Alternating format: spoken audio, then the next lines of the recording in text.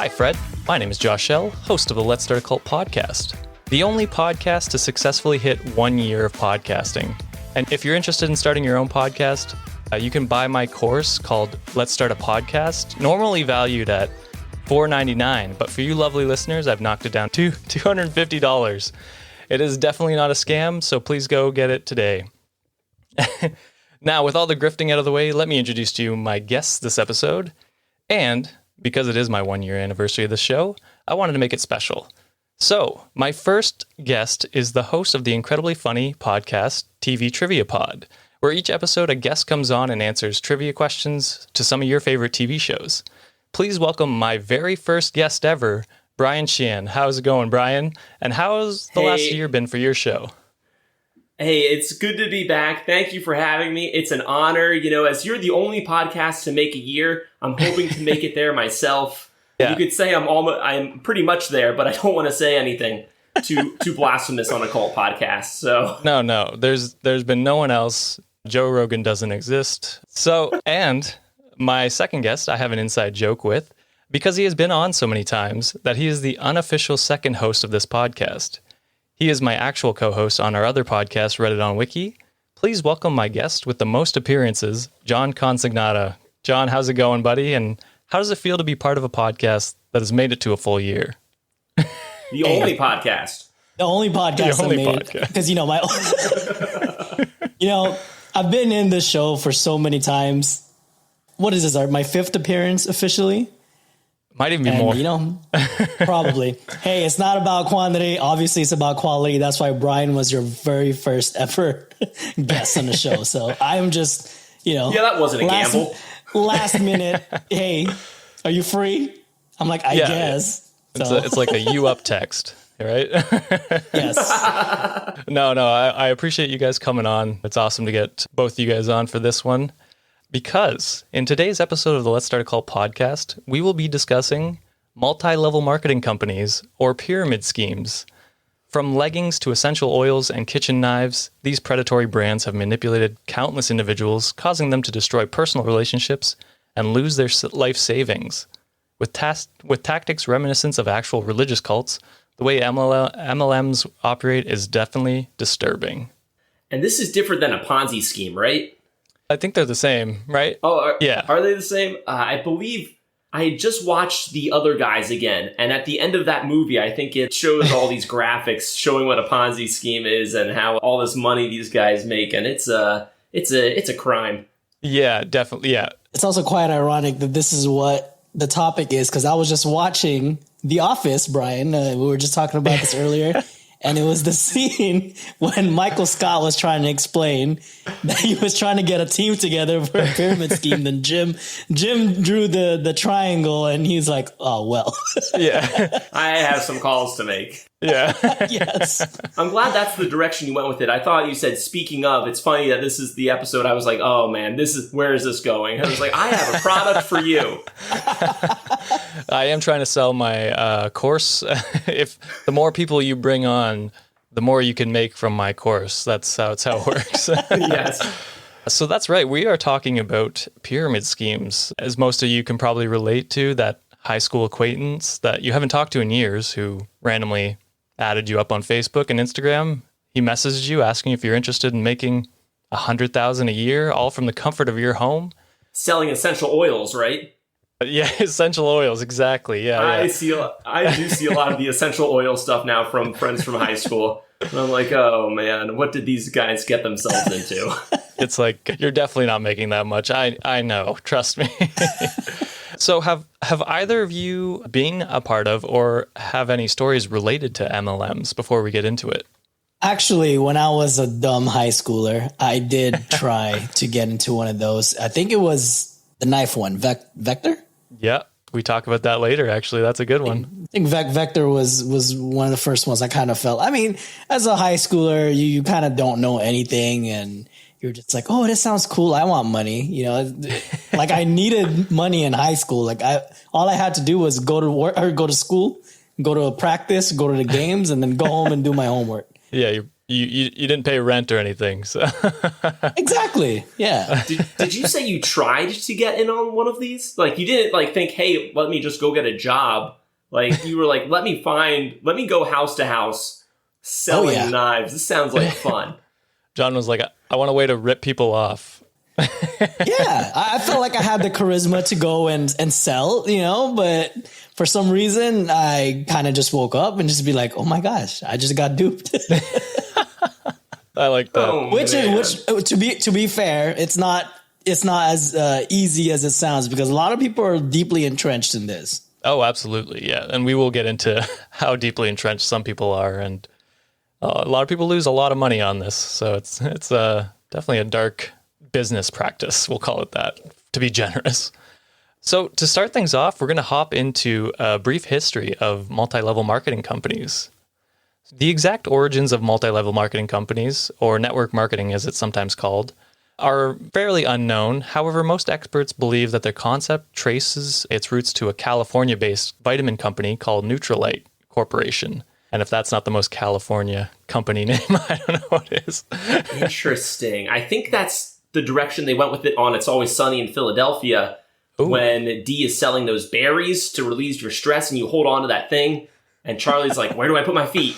And he's like, oh, you're so stressed, man. You're so stressed. You're knocking years off your life. And they sell all these Invigorons or something like that. Yeah. Yeah, I think they did the same in Brooklyn Nine-Nine with, I think it's called Nutriboom, which is kind of probably a play off on now. It definitely is. Yeah, because it was the first of its kind. In 1934, it introduced a direct sales business model that relied on loyal customers selling their favorite products to family and friends. Landing a sale could earn them a commission of up to $50 a month, or the equivalent of approximately $1,000 in today's money, or $1 million Canadian dollars, which is probably not true, but the conversion rate isn't great. That'll be $5 US. I can finally live up here. Naturally, many jumped at the opportunity to bring home a hefty income and began buying the vitamin products at wholesale prices. Among the most successful ones were J. Van Andel and Richard DeVos, both of whom joined Nutrilite in 1949. After a decade of working with the company, they decided to form their own business, which they called Amway, which is short for the American way of ripping people off. I would believe it. I would believe it. They are terrible. They prey on a lot of immigrants to America and try and get them to sell and buy into the product. So they're not great. I was wondering where this was going with cults at first, but then like really just preying on people, the people that don't know better, that are at their most vulnerable. This is perfect. Yeah, they're promised the American dream, and they get a taste of it right away. They're like, here's Amway to screw you over, capitalized style. So Amway made use of the same direct sales model that Nutrilite pioneered. However, instead of vitamins, they sold household products like organic cleaners. These proved to be incredibly popular, especially among housewives, a demographic that the company targeted as both customers and sellers. So it is kind of revolutionary where they're selling to people who are going to sell to themselves. But obviously there's an end because it's kind of cannibalistic in that style because they're consuming their own market base in that way. And interesting. By the early 1970s, Amway had become so profitable that Andel and DeVos were able to acquire a sizable chunk of Nutrilite, which enabled them to add vitamins and food supplements to their portfolio. However, their astronomical growth caught the eye of the Federal Trade Commission, which is an American government agency responsible for protecting consumers. You guys might know them as the FTC. That sounds familiar. Yeah, they're there to protect you, for the most part. Right. Thanks, guys. Yeah. Did you say the last name is the DeVos? One of them? DeVos. Yeah, DeVos. But it's one of those weird ones where the V is capital. It's capitalized? Yeah. I wonder if it's the same family that I think she became the education secretary or something like that. That made me think her? of DeVos as well. Is that her? Like, was she part of that family? Interesting. Let me check. You are correct, actually. Not. Wow. She's married into the DeVos family. She's married to him. She's married to the co-founder of Amway. Wow. Yeah. John, well done. That is. Oh my gosh. They are the 88th richest family in America, worth an estimated $5.4 billion. So that's where your education dollars go. Sorry, Brian. Man, can you imagine what that curriculum would have turned into if she just would have stayed, We'll get the teachers to sell to the students, and they can sell to the grades below them. If you take this AP exam and then you get another person to take this AP exam, and then it keeps on going. It keeps on going. Damn. You get an A. Good catch, John. Good catch. I did not catch that when I was doing the research here. So that's crazy. Really interesting. Yeah. Anyway, we'll continue on. In 1975, the FTC brought the company to court over allegations that it was a pyramid scheme, a business model that relies on the recruitment of new members to earn money rather than on sales of an actual product or service. Amway's fierce pushback on the lawsuit that they were involved in ended up paving the way for other multi-level marketing companies to enter the market, including Avon, Tupperware, and Electrolux. Just a side note, every time I see Tupperware, I think of that TikTok where he's like, Tupperware? And he's just like, no. It's say that slowly. And he goes, tub. And he's like, no, it's Tupperware. Is that the one with Sal from Impractical Jokers? Maybe it might be that one. Yeah. It's okay. It was a big TikTok meme for a while. Anyway, the multi-level marketing industry has grown significantly since then, particularly in North America. In fact, according to the Management Study Guide website, quote, the Direct Selling Association of United States of America reported that about 25% of its members were engaging in MLM channels of selling in the 1990s, whereas by the year 2009, it was found that over 94% of the members had been practicing this method, which contributed to about 97% of the total direct sales, end quote. So it was a jump of, my math is bad, but that's almost 70%. So, which is don't ask me. Yeah, in the span of like 20 to 30 years, it jumped that much, which is crazy. Huge. So, just goes to show how big of a spread it has. As of 2020, approximately 6.2 million Americans are said to be actively involved in MLMs, with most of them working for either a personal care or health and wellness brand. Unfortunately, only 25% of them have turned a profit, with at least half dropping out after 1 year and after making a huge financial investment in the business. That is a very large percent. If I was better at math, I would have done this all out, but it's like over 1 million way over 1 million, like just drop out, lose hundreds to thousands of dollars after investing. Wow, that is huge. Yeah. Hey, one could argue that podcasting is a pyramid scheme. I tried to write a joke in here about that, and I couldn't find a spot to put it. You're welcome. Now that you say it, this Zoom screen is kind of situated like a pyramid. Oh my gosh. Yeah, because you think about it, every time you have your little call to action, I'm like, hey, you better be my subscriber. And if you do become a subscriber, tell your other friends. The more friends you know about it, the more they know about the podcast. That is very true. I guess the argument would be you don't have to. It's free. Unless you're a patron. I don't have those, John. Hey, but I think more people would listen to us if, I feel like this is coming from experience. That one time I did the knife thing. Every time like they had the little, what do you call that? Kind of like the orientation. It's always some super young guy, some young charismatic dude flexing around with his Lamborghinis. Like, hey, I did this at age 17. I just graduated high school. Next thing you know, I have a Lamborghini the next day. And I feel like we need to make that Lamborghini investment so that way we can flex on people, Josh. Oh, that's smart. Okay. What's our Lamborghini investment going to be, John? I don't know. We buy those Joe Rogan microphones? Is that what we're doing? Oh, yeah. Okay. Yes, that's what we're doing. If it is a Lamborghini, though, I'm guessing John gets to drive it. Yeah. Oh, absolutely. Yeah. I came up with it. Yeah. You had the most experience. Yeah, Josh is the cult leader, so I'm just in his inner circle at the moment. That's true. You're all in my inner circle, just different levels of rings. Exactly. You're here. The growth of the MLM industry may be massive. However, its incredibly low success rate is the reason why people are often warned against joining one. Critiques of such companies point out that its business model is doomed to fail, given that product distributors are paid a percentage of the sales made by their recruits, or downlines as they're sometimes called. Since their income is mainly hinged on the number of individuals that they've brought into the brand, those who are unable to recruit people don't earn anything at all. For example, 21-year-old Faye Easter spent at least £600, or around $800 during the few months that she was with Airbon, an MLM that focuses on beauty and health-related products.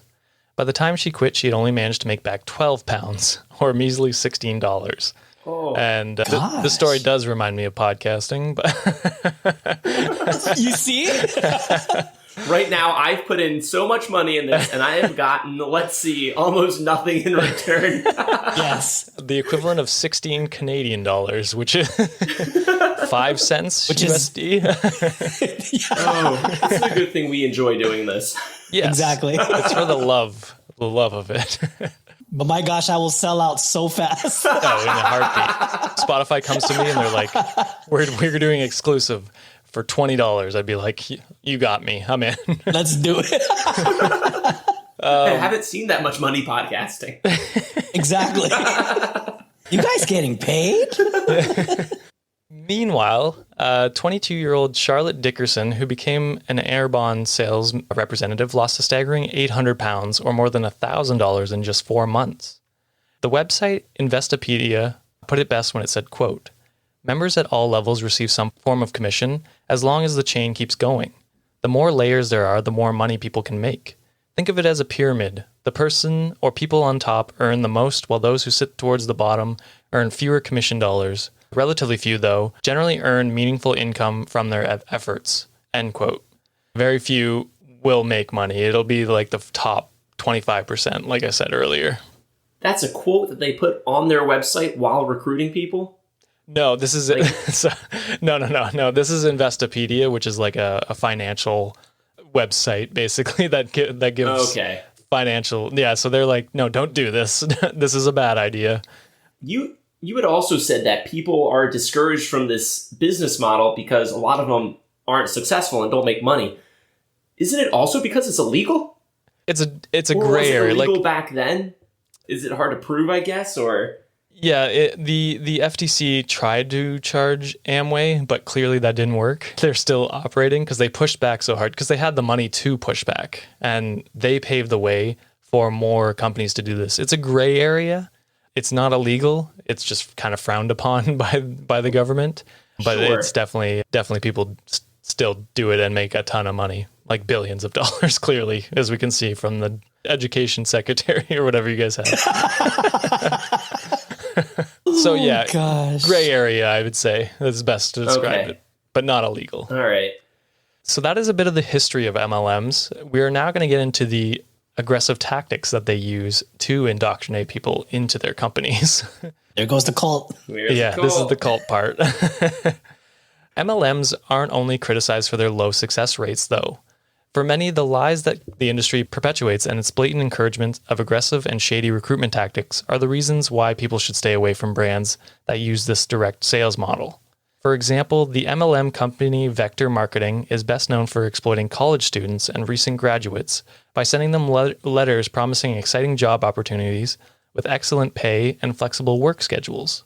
However, instead of legitimate 9-to-5, those who take up the offer are made to go door to door selling kitchen knives and convincing their friends to do the same. And yeah, much like John, I have a similar story to this.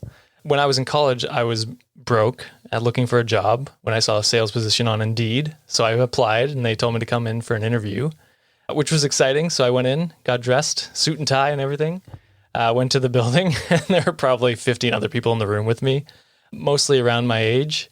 And we sat through like the 40-minute presentation about how great knives were and shown how we could go door to door making money. And I was very pissed off because I thought I was going to get an actual job. And that's my villain origin story. I have to say, the way you describe that too, I mean, the tactics, they're like, hey, come in for this job opportunity. You could make a lot of money. This sounds like the email scam you get that you just instantly delete. Like, how are people, I don't know, letting this perpetuate? Like it sounds like a scam, you know? Like, yeah, well, and that's why they prey on people who are just out of college or in college, because they're like lower income people looking for a job. And with the job market, it's not great.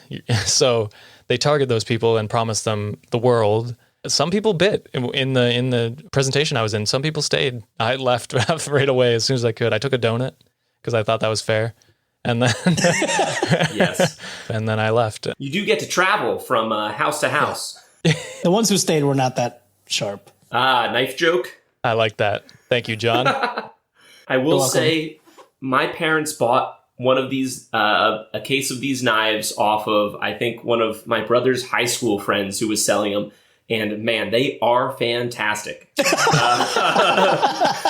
are good to this day. They look like butter knives, but they will just slice through a steak, and it is amazing.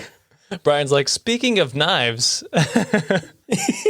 Those little herbal products, not gonna lie, they are pretty good too. They work for a little bit. Man, I call it... Was it Herbalife or something like that? Yeah, Herbalife is one, yeah. Herbalife? Yeah, so, I mean, I tried it for a little bit, and yes, it did kind of help. But I'm like, I would never sell these anymore. Like, is that like essential oils?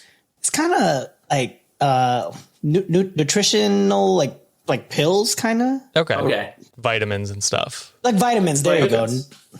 Okay, yeah, vitamins can be helpful. Is, yeah, they can be helpful if you're vitamin deficient, but definitely not all of them.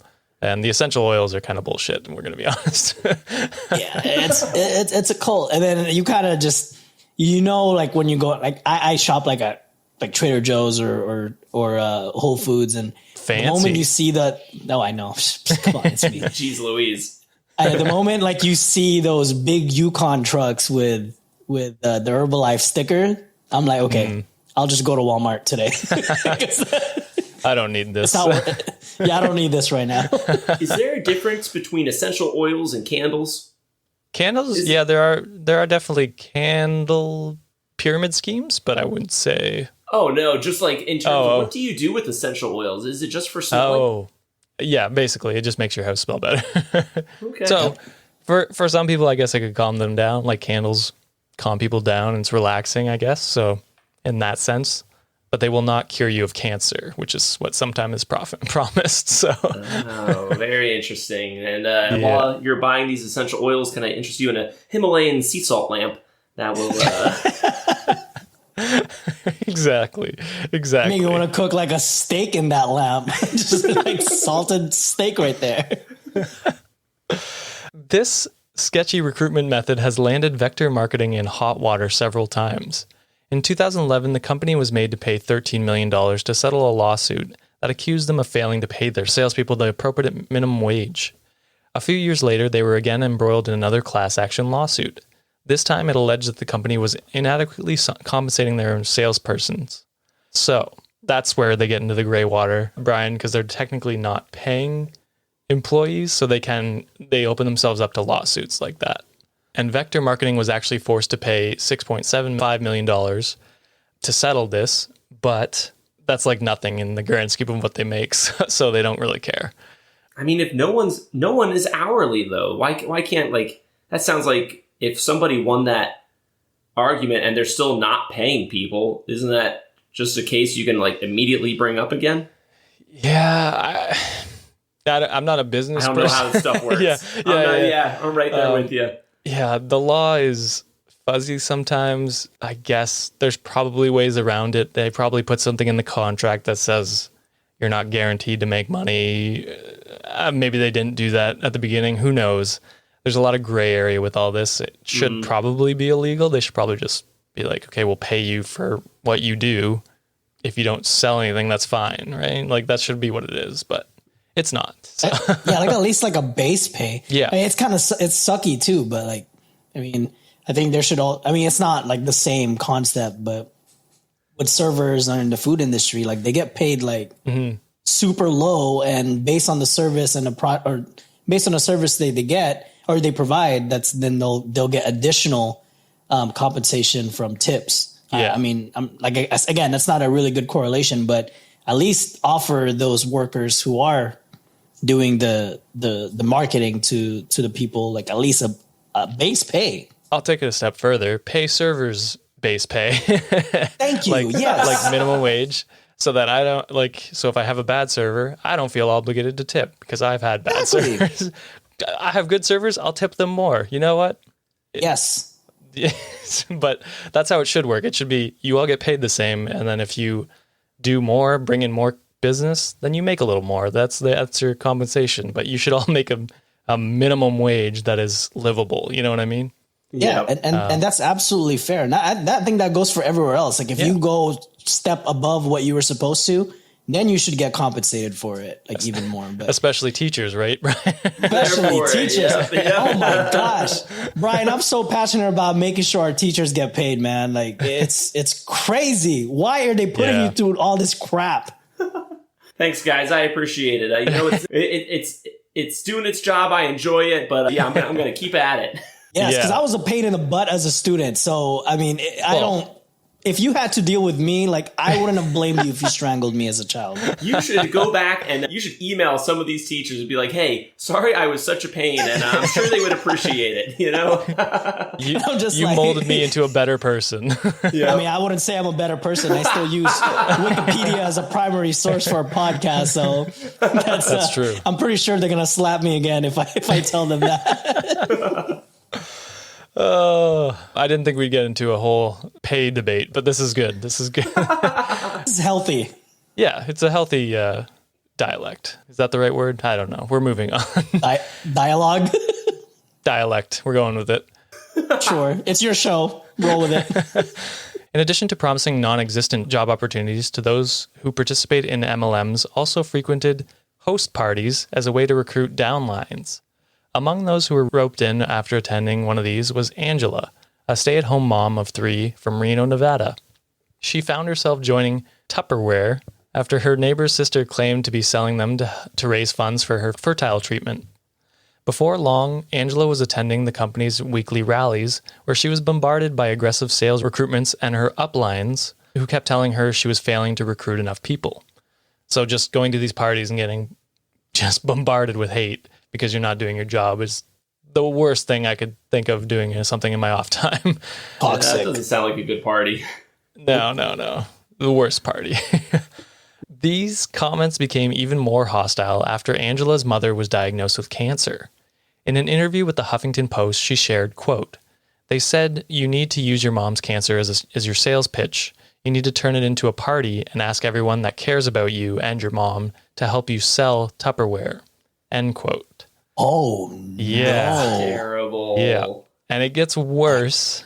Other sellers even began using Angela's mother to sell more Tupperware, telling their customers that they were helping raise funds for her cancer treatment, even if they weren't. Yeah. Oh. Yeah. So could you imagine hearing your friend's mom having cancer and then thinking, ka-ching, I can cash in on this? Like it's so messed up. Oh, man. Yeah. I would be throwing hands so fast. Definitely. I'm going to use them Tupperware and bang them in the side of the head. I'm just like, what are you doing? Yeah, too bad Tupperware is plastic. You do it hard enough, that could be some damage. That's true. Thankfully, Angela ended up leaving Tupperware shortly afterwards. Fortunately, she wasn't saddled with debt and inventory, unlike most other MLM participants, who are often forced to unload mountains of remaining products at garage sales and on Facebook Marketplace. Unfortunately, her time with MLMs continued to haunt her long after she gotten rid of her last Tupperware. After developing a deep vein thrombosis, which is just blood clots basically, she was inundated with messages on social media from people recommending that she take everything from Plexus health drinks to essential oils to replace the blood thinners that she needed to mitigate her blood clots, which is how horse paste became so popular. This constant barrage of messages is another aggressive sales and recruitment tactic that MLMs use for, quote, Huns, which participants are sometimes cheekily referred to as. So Huns, Huns, like you'd call your girlfriend or wife or whatever. So they are reaching out to people on social media as an effective method that guarantees them potential downlines and in turn an increased commission. Not all Huns like sending messages, though, especially since uplines often encourage them to reach out to casual acquaintances and even strangers. However, when they have to choose between making back the money they invested into their business and maintaining social graces, then the former usually takes top priority, because most people don't want to ruin their relationships with their friends, so they just take the hit from their investment, which is where a lot of people lose their money, right? Right. So a lot of these people are relying on this as their like main source of income. Like they're putting all their chips in here. Not all of them, but like it depends on so like I said, the knife one, college students usually get brought in, so they're usually looking for full-time jobs, something to make money. So yeah, they're putting their all into it.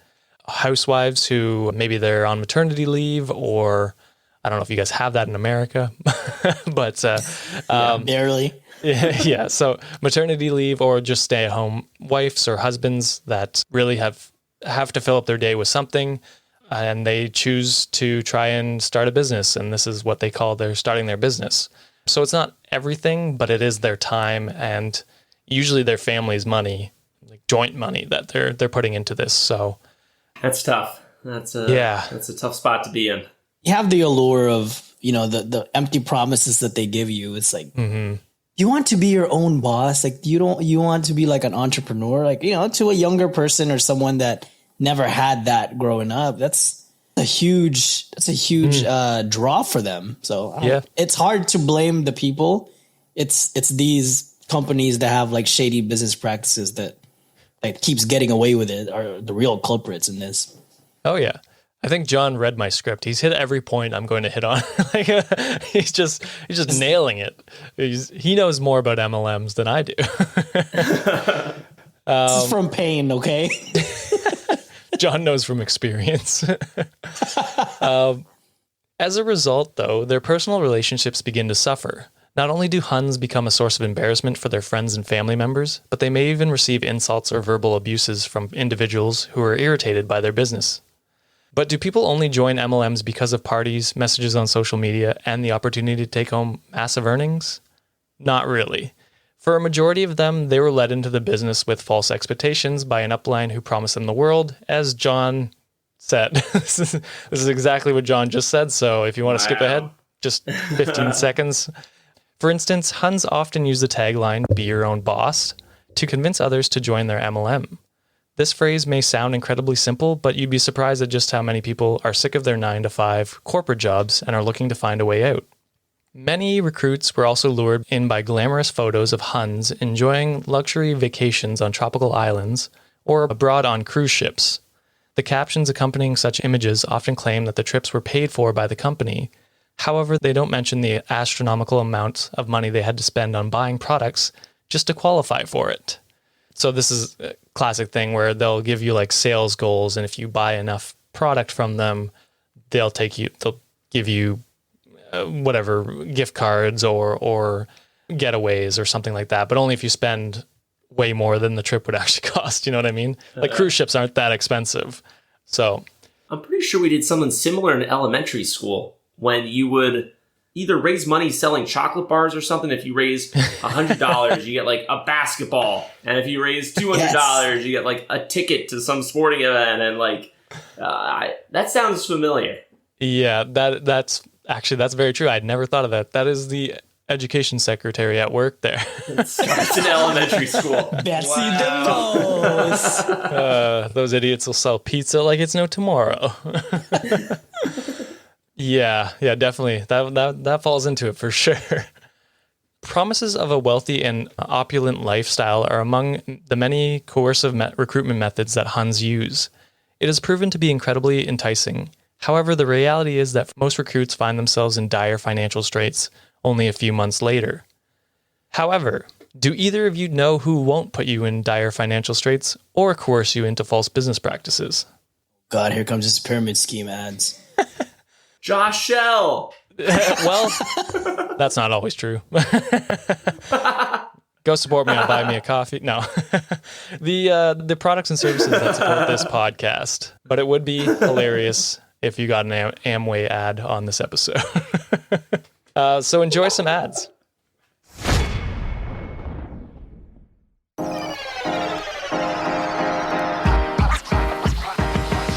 What is up, Fred? Today's episode is brought to you by HelloFresh. Do you feel like you're stuck in a dinner rut?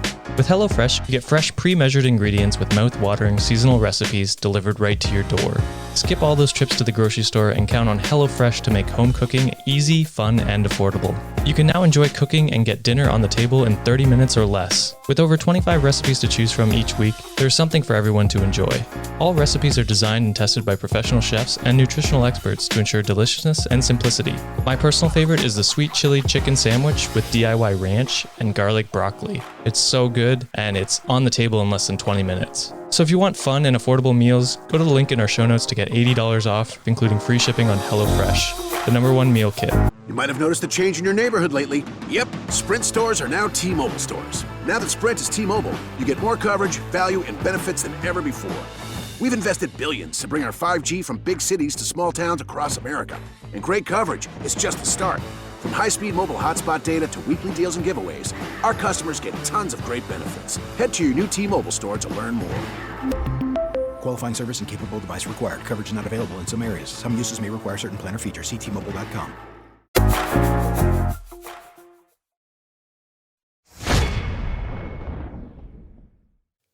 Let's get down to business to defeat the Huns. Ooh, there we go. That's what they were singing about. And that took me back to Aladdin 2. I Can Show You the World. Oh, so many God. Disney references. Oh my gosh, stop opening up memories. So many Disney references this episode. Oh my! Next time Brian sees a kid selling chocolate, get out of this pyramid scheme, little buddy. Just shakes them. You don't know what you're doing. I have students that do that. It's a couple of times a year. They come in with a box of chocolates. Like, hey, Mr. Sheehan, want some chocolate? And I was like, yes, please. And they're like, and then I go in for it. I know they're asking for money, but I act like, I can just take one. And they're like, no, you have to pay for it. And I'm like, psh, what? Like, teacher discount. This is Yeah. I you just offered me chocolate. You should be like, I'll bump you up half a grade point if you give me. Fair trade, man. Yeah, it's a fair Hey trade. kid, it's chocolate now. Next thing you know, it's knives. Next thing you know, it's beauty products. Get out while you can. It starts at chocolate, ends at horse paste. Oh God. All right, so we've talked about MLMs, how they started. We've talked about their shady business practices, and now we're going to compare them to cults, because this is a cult show, and if we have an episode without cults, people will revolt. So, the aggressive and shady tactics that MLM companies use are the main reason why they're often regarded as modern-day cults. Indeed, religious groups like People's Temple, they use similar methods, promising people that joining their ranks would allow them to attain whatever their heart desires, whether it be social justice and equality or healing from a physical disease. Their manipulation continued long after the individual had signed up, though. While devotees of Jim Jones talked about the utopia amid communism and the threat that the Soviet Union posed, MLM Huns painted an enticing picture of all expense-paid vacations to exotic places and being able to decide when to clock in for work, which is a big plus, for sure.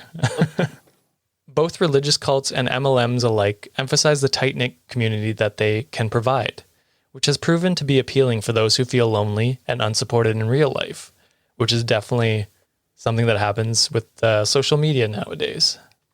However, these aren't the only reasons why MLMs are considered cults. On the website, The Snapping Point, companies that used this direct sales model were weighed against the BITE model, BITE, of authoritarian control, which was developed by American scholar Dr. Stephen Hassan to describe the various methods that cult leaders use to recruit and maintain control over other people. So it's basically a breakdown of how people control people in cults and similar structures anyway.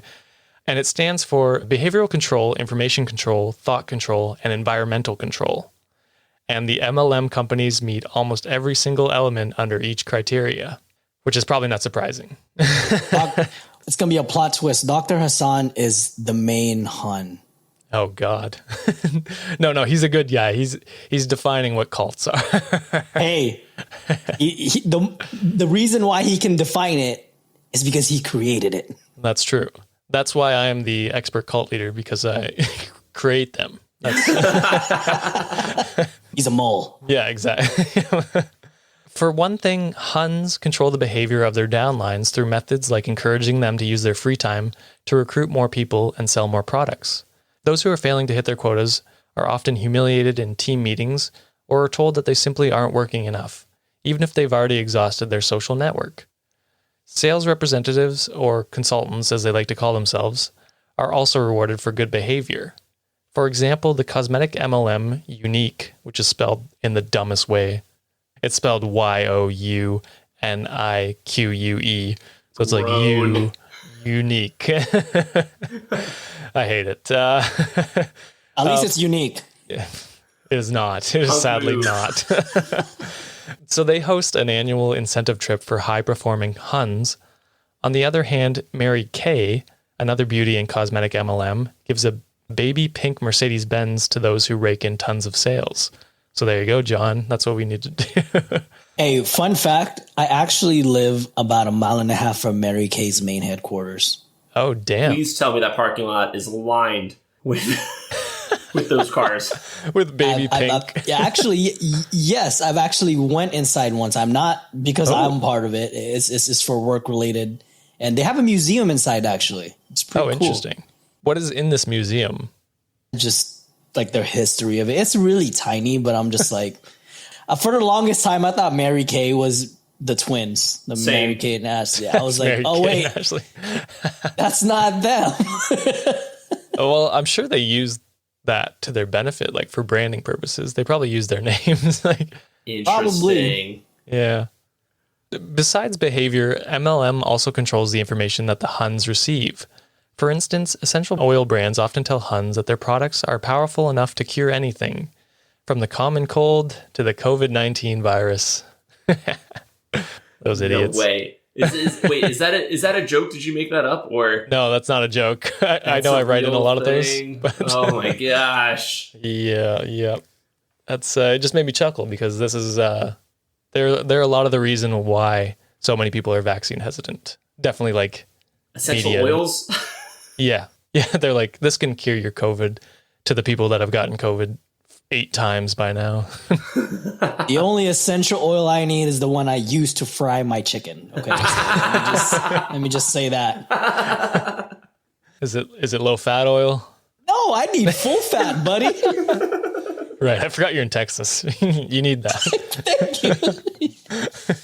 They don't sell low fat there. No. Illegal. Leave that to the libtards in California, am I right? Yep. Man, I'm from California originally, though. I'm kidding. I don't care. I have no alliance to either. So. That's true. Hey, that's your America shot for today. Yeah, that's my America shot. Although I took a shot at maternity leave as well. So that's okay. This misleading information is spread through social media channels and during annual conventions, where attendees are also fed with the brand's overall positive doctrine, one that emphasizes how critics of MLMs are simply haters or sheep who are jealous of their success. According to the Snapping Point, quote, many MLMs will explicitly create an us versus them mentality among their consultants. Usually this is through discrediting ex-consultants as haters whose businesses failed through their own faults. Clearly that's victim blaming and this is cult behavior, end quote. Yeah, so it's very much it's a team thing, and this is problems with social media in general today, but I digress. Yeah. Even when they bully as a team, huh? Yeah, we're a team until you're not making sales quotes and then you're the enemy. My goodness. Controlling the thoughts of their sales representatives is also something that the majority of MLM companies engage in. A fantastic example of this doctrine that they espouse, for instance, Unique claims that their products are the most advanced in the market, even though the quality of their makeup is reportedly very poor. Meanwhile, Beachbody, a fitness-based MLM, convinces their Huns that they're legitimate coaches who are qualified enough to give advice about workout routines and diets. In the real world, though, this can only be done by licensed and certified professionals, which Beachbody's Huns are certainly not. And I actually knew a girl in college who joined a fitness-based MLM, and she was definitely not qualified to give it workout advice. She wasn't I'm not saying that like as a diss, but she just didn't study for that, didn't go to school for that or anything like that. So it was just, she just one day signed up for it and then started giving advice like she was an expert. Oh yeah, if you pick things up and put them down, that'll do the trick. Yeah, it's not very hard to say, lift weight, make big muscles. Yes. Grunt heavy. Eat protein. John's an expert in going to the gym. He knows. Who says that I work out? Maybe I just go to the gym and go to the cafeteria. You never know. You just go to the tanning bed. I'm already tan, buddy. That's true. I need to go to the tanning bed. You need to get a tan. I got melanin, all right? Yeah, god damn. It's already getting dark at like 7. It sucks. A lot of MLMs also instilled in their consultants the idea that they'll be ostracized from the friend groups that they've formed if they leave the company. In fact, many ex-Huns have shared that they were ignored by people they once considered friends, while their former uplines spread nasty rumors about them. This form of manipulation falls under the final criteria of the bite model, emotional control. After all, Huns are less likely to leave once they've seen the kind of abuse that those who have quit are subjected to. So that's very cult-like, where they... Checks all the boxes. Yep. Oh, yeah. In conclusion, given the controversial nature of MLMs, it isn't surprising at all to find out that they've been involved in many different scandals. For instance, Luara, something like that. It's a dumb spelling too. A clothing brand that is arguably one of the most well-known MLMs of all times, was accused of coercing Huns to undergo gastric bypass surgery in Tijuana to improve their appearance. Meanwhile, full surgery just to be a clothing brand seller. And have you guys heard of this brand? It's spelled... Yeah, I've heard of it. You've heard of it? It's spelled like Lularoe. It's the leggings, right? Well, that's Lululemon. I don't know. It might be the same. No, it's I think it's the same. Lululemon is like the legit one. Yeah. So that's just a play on that title. Yeah. Yeah, that seems to be what they do. They just name it similar to a very popular brand. On a side note, Tijuana, fun times. I'll leave it at that. I wonder how cheap they'll get bypass surgeries are there. Hey, if you have $40 in Tijuana, that'll last you a whole night drinking. I could assume that a surgery will probably be like, just a little tad more. So I was going to say that's good because that might be all they make from the MLM. So maybe even your Canadian dollars will last longer, Josh. That's true. I can buy a meal there. And that is my shot to Canada. That's fair. You know what? Get them all in. I'm not even putting that lightly. No, that's the wrong country, John. Oh, I'm sorry, Ron. Poutine. Hey. Poutine, yeah. Poutine lightly. You know what I meant? I do. I just had to razz you. I'm an immigrant. I get an excuse. Meanwhile, in 2019, food supplement company Herbalife was forced to pay $20 million to the Securities and Exchange Commission after it was convicted of deliberately misleading investors. In 2020, it also paid $123 million to settle criminal and civil penalties that were related to a bribery case originating in China. These are just some of the many lawsuits that have followed MLM companies over the past few years. Unfortunately, even with these scandals, their false promises, as well as their aggressive and manipulative recruiting tactics, they continue to draw thousands of people in, all of whom would have unknowingly doomed themselves to losing their savings and perhaps even their sanity. And that is the end of my TED Talk today. Crowd goes wild. Yeah, please come back next year. So what do you guys think? Have I changed your perspective on MLMs or your Facebook friends that are in them? Oh, man. I'm just thankful none of my friends have reached out to me about buying essential oils yet. They might after this episode. Oh, man. That would be sorry, thanks, but no thanks. Hey, just say you work on a teacher's salary. They'll leave you alone. Like, I can't afford this. I'm a podcaster. I will say this reminds me of you guys talked about orientations and stuff too. Isn't that how timeshares work as well? Very similar. And actually my parents bought a timeshare, which sucks. So I think it's in Florida and I don't think we've ever used it. So yeah, not a great thing, but I mean, it just goes to show you anyone can be duped, which when I was doing this research, it did make me feel more empathy for the people that do get roped in. Cause I mean, they're usually on hard times, and not in a good spot. So they try on anything, right? So kind of feel bad for them. Exactly. Yeah. Exactly. And it's just having some sort of like a little bit of experience on it. There's not that much people that can actually just say like, hey, I tried it, but I was like quick enough at least to get away from it. Not a lot of people have that option. And like you said, Josh, these companies just prey on people that are vulnerable, and that's just super sad. Yeah. John, did you have to buy the knives you sold? I think so, yeah, if I'm not mistaken. Do you remember how many knives you bought? It was like a set, like a certain set. This is like 14 years ago, so it's like drawing a blank, but I think you had to like buy a certain amount, and then from there you just go door to door to sell it. Right. How successful were you? Yeah, I was going to say. I think I did it for like a week, and I was like, no, thank you. Did you sell any? I think a couple. Nice. So you did better than a lot of people, I think. Yeah, but after like a week of just like walking constantly, I'm like, no, I don't do that. Man, I hated that stuff in high school, elementary school, things like that. Selling the chocolate, selling the pizza and the cookie dough, like asking people. I couldn't do it. That's not me. I can't go around asking people to buy something. Yeah, I was the exact same way. Like we would get those, and if my mom didn't bring it up during a family gathering or something, I didn't sell any.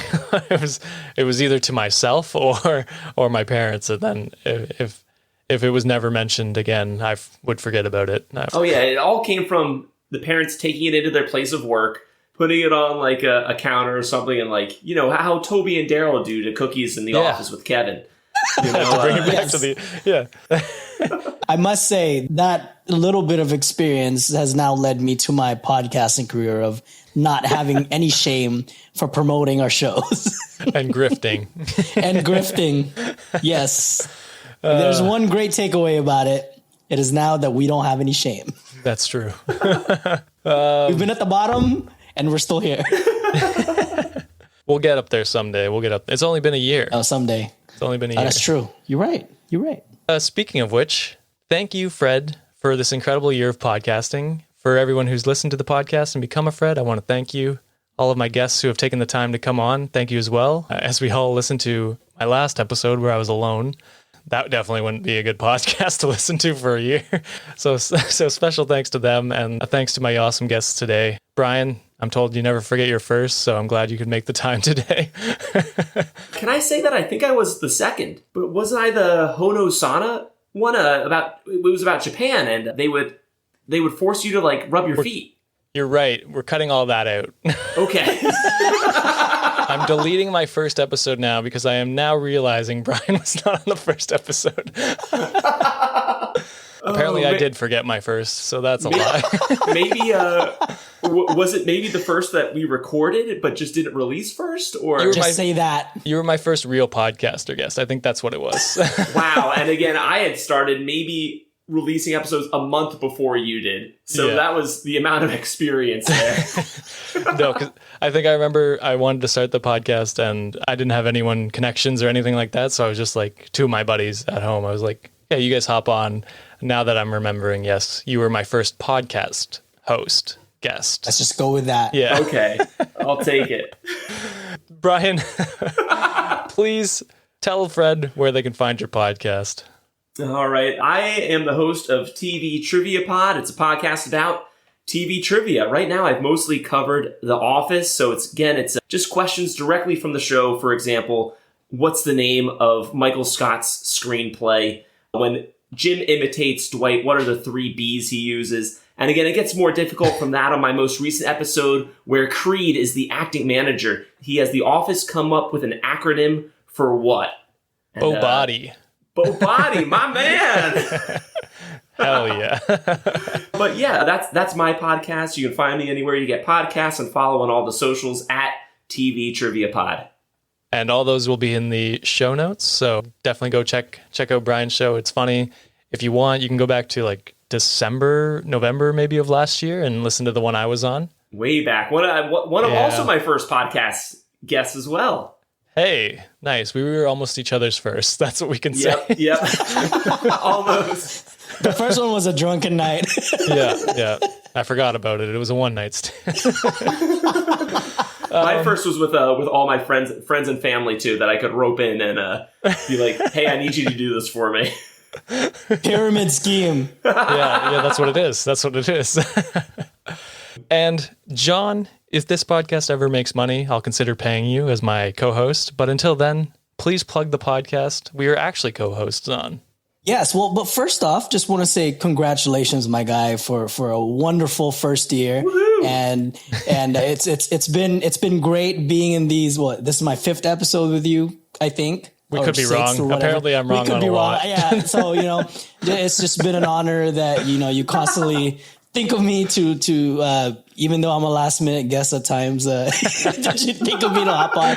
But yeah, man, huge congratulations to you. Wishing you more episodes and more years to celebrate. But as far as our other podcast is concerned, Josh and I are both the 2 out of 3 of Reddit on Wiki, along with our friend Sean.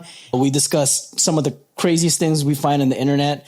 We have episodes about lost colonies, paranormal, a lot of smut. Anything. That's non-PG related. About anything. Anything you can find on Reddit, on Wikipedia, we cover it. You can find us wherever you find your podcast. You can also find our website, redditonwiki.com. Awesome. Well, thank you guys for coming on. Definitely go check out both the podcasts. I'm biased on both of them because I've been on both of them, but they're great podcasts. And finally, if you want to support the show, you can do so by rating, reviewing, and sharing this podcast on Apple, Podchaser, and Good Pods. If you want to support the show financially, you can do so at buymeacoffee.com/let's-start-a-cult. And you can follow me on the socials at let's_cult. And that is all. Thank you, Fred, for this past year. I look forward to many to come. And I will see you next time. That's what she said. And The Office brings it back together.